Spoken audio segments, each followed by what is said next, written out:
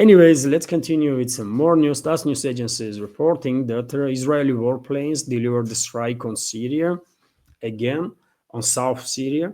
So Israeli fighter jets delivered a strike on targets in southern Syria in response to Tuesday's shelling of its territory. The Israeli Defense Forces said, well, on Tuesday, according to reports that I see, there was some rockets fired from Syria into Golan Heights.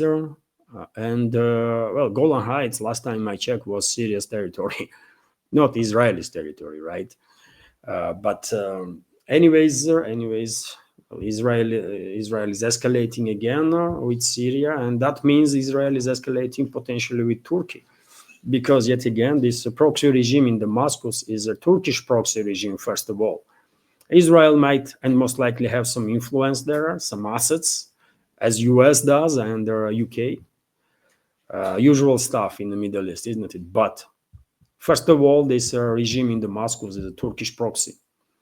And any attacks on that regime, and I believe Israeli officials claim that current head of this regime, Ashara or whatever his name is directly responsible for these attacks, according to Israel. So any attack on that regime in Damascus is basically escalation with Turkey.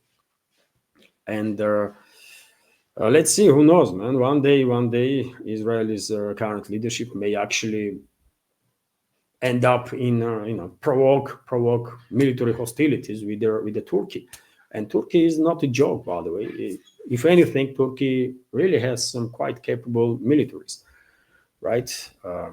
Not just ground forces, but air force and so on. So it's not going to be easy work for Israel for sure to fight with Turkey.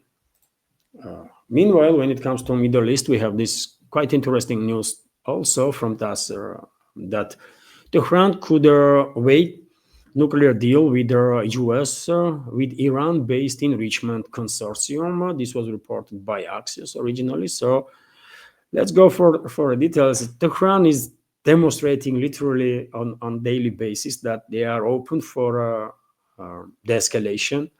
And they are trying hard, by the way, while know perfectly well that US is not an honest actor in these talks that is taking place for the last several months. But they still are trying hard to somehow persuade Washington to de-escalate. I don't think they're going to succeed there, unfortunately. But, I mean, probably the whole world has seen that Iran is a honest actor in these talks and US is not. But anyways, let's go through some details. So according to the reports, a sixth round of talks on Iranian nuclear program between US President Special Envoy Steve Witkoff and Iran's top diplomat Abbas Araghchi, who is foreign minister, by the way, of Islamic Republic, could be held this weekend in a Middle Eastern country. Tehran would be ready to consider the latest US proposal for regional enrichment consortium if it is located on Iranian soil. Axios quoted the senior Iranian official as saying, we have quote here, if the consortium operates within the territory of Iran, it might consider worth consideration.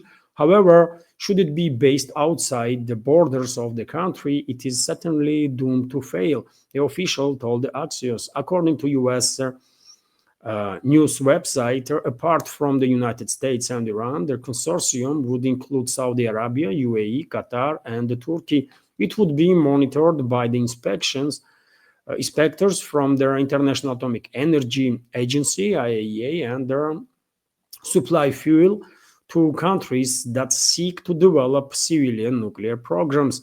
According to Axios, a sixth round of talks on Iranian nuclear program between US and Iran representatives could be held this weekend in a Middle Eastern country, most likely in Oman, because Oman is mediating. And by the way, it's a sensible proposal from Iranian side, isn't it?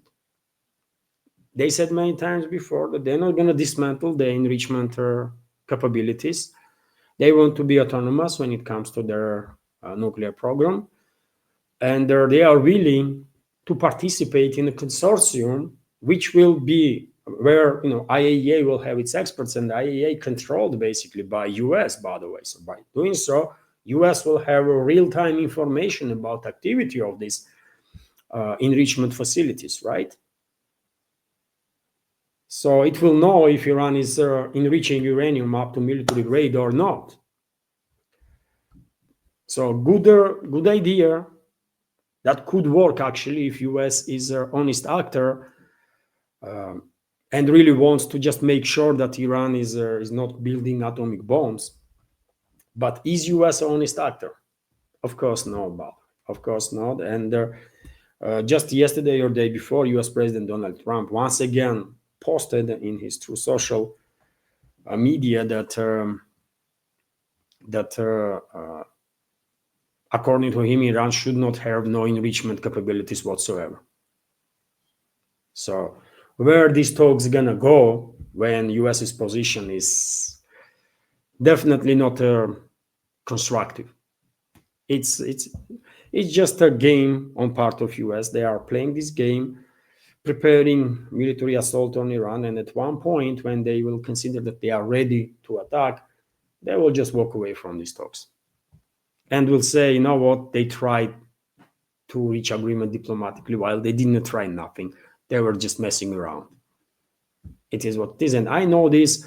I'm quite sure everybody or majority of people that pays attention to these developments are on the same page with that. And I believe leadership of Iran is on the same page also. And that's why high-ranking officials in Iran time and again are saying that they know they're going to end up in a war with their great powers and they are ready for it.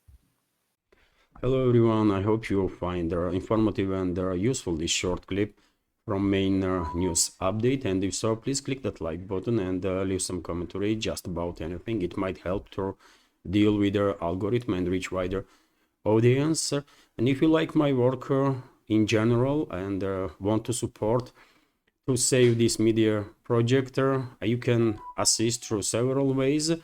You can donate to this project through PayPal platform or Boosty, also with the crypto currencies, or you can subscribe to my Patreon page and page on Boosty, where I have quite a lot of extra content on regular basis. All the links are on this video in description box and in the pinned comment. And of course, many thanks to everyone who already helped and continues to support. Thank you.